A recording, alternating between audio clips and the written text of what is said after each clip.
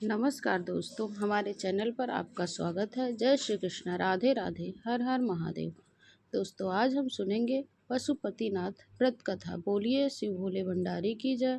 श्री शिवाय नमस्तुभ्यम। ओम नमः शिवाय। दोस्तों, सोमवार का दिन भगवान शिव को समर्पित होता है और कहा जाता है कि भक्त सोमवार के दिन शिव का व्रत करते हैं, उनकी सभी मनोकामनाएं पूर्ण होती हैं। सोमवार के दिन भगवान शिव के कई प्रकार के व्रत किए जाते हैं, जैसे 16 सोमवार, रोज प्रति सोमवार और पशुपतिनाथ जी का व्रत।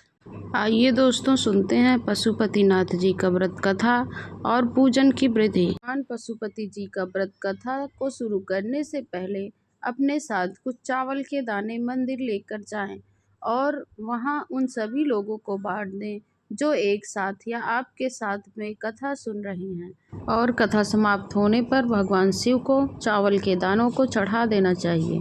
आइए सुनते हैं व्रत कथा।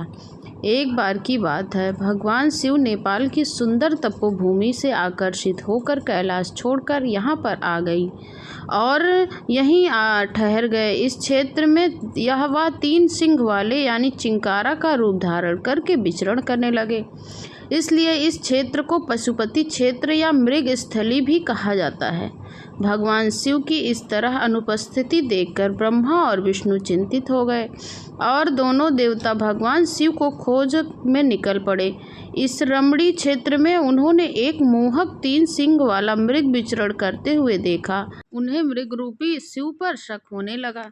योग विद्या से ब्रह्मा जी ने तुरंत पहचान लिया कि यह मृग नहीं बल्कि भगवान शिव जी हैं। तुरंत ही ब्रह्मा जी उछल पड़े, मृग के सिंग को पकड़ने की कोशिश कराने लगे। इससे मृग के सिंग के 3 टुकड़े हो गए और सिंह का एक पवित्र टुकड़ा टूटकर यहाँ पर गिर गया।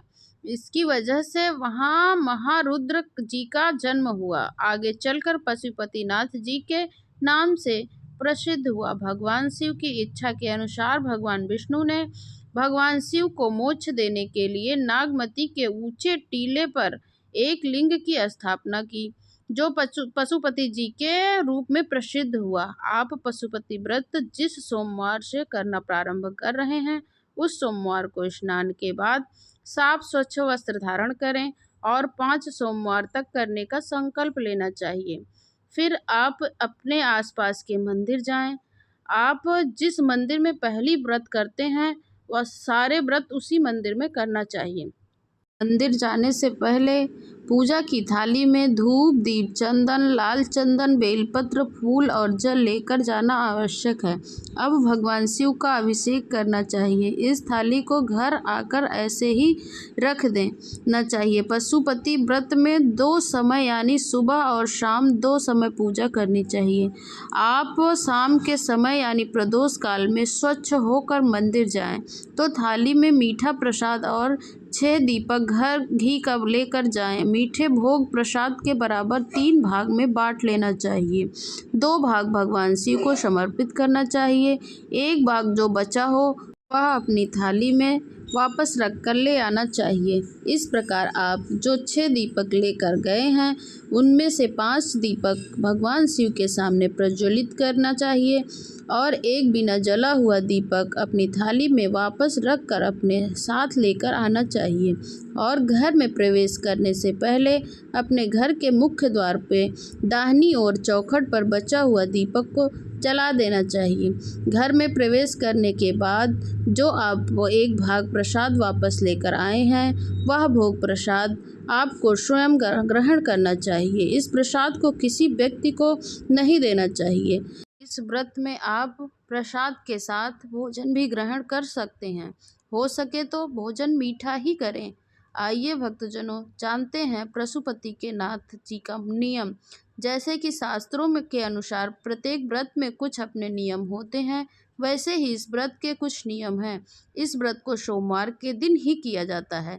इस व्रत में सुबह और शाम मंदिर में जाना अनिवार्य होता है। किसी कारण अगर आप व्रत में करने में असमर्थ हैं तो उस सोमवार को नहीं करना चाहिए। आप जिस मंदिर में प्रथम सोमवार को गए थे, उसी मंदिर में 5 सोमवार जाना चाहिए। शाम के समय पूजा का विशेष महत्व होता है, इसलिए इसकी पूजा शाम को ही करना चाहिए।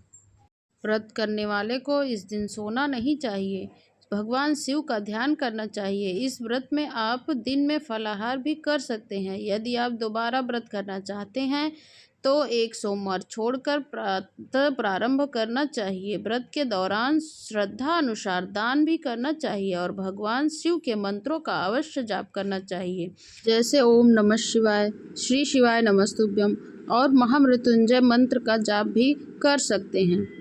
सारा दिन जाप करना चाहिए और इसके पश्चात आरती करनी चाहिए। शाम व समोन्यो श्रावण माह के महात्म्य का पठन पाठन करना चाहिए और श्रावण माह के महात्म्य की कथा भी सुननी चाहिए। व्रत को करने से भगवान शिव प्रसन्न होते हैं और मन वांछित फल देते हैं। में सफ़ेद वस्त्र धारण करें और सफ़ेद चंदन का तिलक लगाएं और सफ़ेद चीज़ों का दान करें। अपनी इच्छा के अनुसार, संकल्प के अनुसार व्रत करके अपना संकल्प उद्यापन करना चाहिए। सावन सोमवार के दिन ओम नमः शिवाय, ओम नमः शिवाय, श्री शिवाय नमस्तुभ्यम महामृत्युंजय मंत्र का जाप, भगवान शिव के अन्य मंत्रों का आवश्यक जाप करें।